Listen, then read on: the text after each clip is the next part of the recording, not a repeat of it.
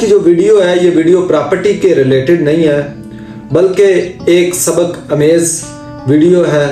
یہ ویڈیو آپ نے پوری دیکھنی ہے. معزز ناظرین، ایک بچے اور ایک آم کے پیڑ کی دوستی ہو جاتی ہے.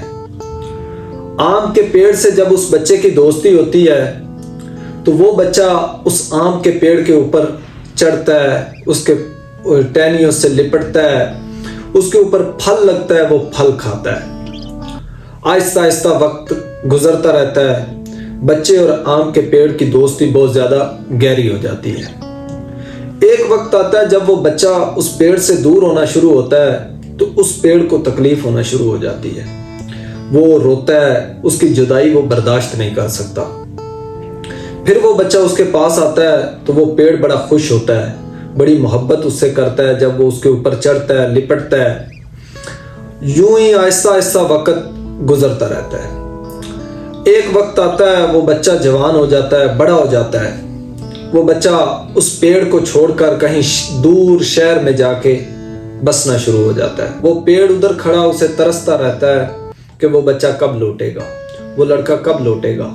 وہ بلکتا ہے، سسکتا ہے، اس کی یاد میں وہ ہر دن روتا ہے. لیکن وہ ادھر شہر کی زندگی میں اتنا مصروف ہو جاتا ہے کہ اسے وہ پیڑ کی یاد بھی بھول جاتی ہے. کچھ وقت گزرتا ہے تو اس لڑکے کو شہر میں رہنے کے لیے گھر کی ضرورت پڑتی ہے اور وہ اس پیڑ کے پاس جاتا ہے. اور دور سے پیڑ اسے جب دیکھتا ہے تو بڑا خوش ہوتا ہے اور وہ اس کے ساتھ جا کے جب لگتا ہے تو پیڑ روتا ہوا بولتا ہے، بتاؤ میں تمہاری کیا مدد کر سکتا ہوں. وہ لڑکا کہتا ہے کہ مجھے کچھ پیسے چاہیے، کچھ ضرورت ہے اور میری ضرورت پوری کرنے کے لیے میں آپ کے پاس آیا ہوں. تو وہ پیڑ بولتا ہے کہ میرے اوپر جو پھل لگا ہوا ہے یہ تم سارا اتار لو اور اپنی ضرورت پوری کر لو.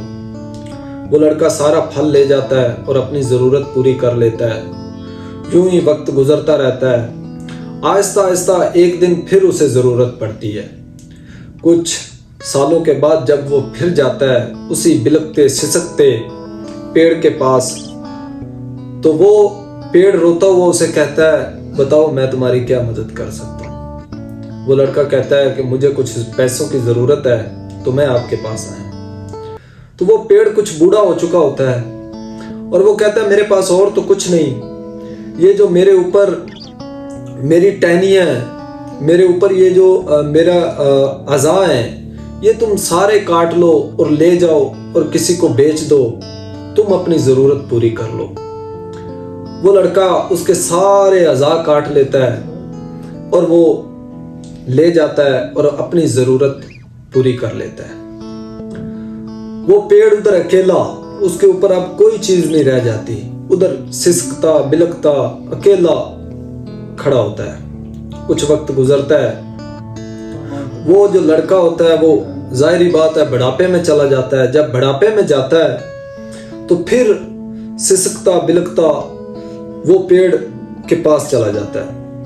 جب وہ پیڑ کے پاس جاتا ہے تو پیڑ کو کہتا ہے کہ اب میں تجھ سے کچھ لینے نہیں آیا ہوں، اب میں تمہارے پاس بسنے آیا ہوں، رہنے آیا ہوں، تمہاری چھاؤں کے نیچے بسنا چاہتا ہوں، تمہارے ساتھ لپٹنا چاہتا ہوں، انہی تمہاری پرانی یادوں کو یاد کرتے ہوئے ٹہنیوں کے ساتھ لپٹنا چاہتا ہوں. تو پیڑ کہتا ہے اب تو میرے پاس کوئی چیز نہیں بچی، ایک خالی میں ہوں جس کے ساتھ تم لپٹ سکتے ہو، بیٹھ سکتے ہو، اور میرے پاس تو اب کوئی چیز نہیں ہے. تو دوستو، یہ کہانی میں سبق یہ ملتا ہے کہ انسان کا جو باپ ہے ساری زندگی بچپن سے لے کر جوانی تک، جوانی سے لے کر بڑا ہونے تک، بڑھاپے تک وہ آپ کی خدمت کرتا ہے اور باپ آپ کا ہر چیز آپ پہ نچھاور کر دیتا ہے،